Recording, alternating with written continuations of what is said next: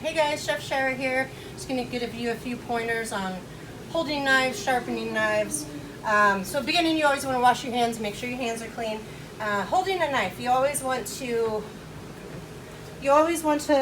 want to hold your knife out like this or with your finger over that. That's always going to be dangerous and you don't have enough control on your knives. So when you hold your knife, you always want to have your thumb on that part right here and your finger under here holding it both ways. So you have a nice grip on it, so you have more control over your knife and what you're cutting. When you're carrying your knife, walking with your knife, you always want to walk it with it behind you, blade behind, in case you run into anything. You're not cutting yourself or anyone else. As far as sharpening, you always want to take your knife. You can look down the blade, and if you see any nicks, you know that's where you're going to want to focus on. So when you do your knife, you want to do it at a 45-degree angle all the time.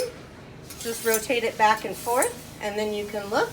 If you see a nick somewhere, you can just work on that way. But the trick is 45-degree angle and holding that knife and the honing knife, the honing stick sturdy. So there's a few tips on your knives and how to take care of them and how to cut with them. You never want to run your knife through a dishwasher. You always just want to wash it with hot water and soap under the sink. Make sure you dry it so there's no water residue to cause rusting on your knives. But yeah, there you go guys. There's a few little tips. Hope it helps you all.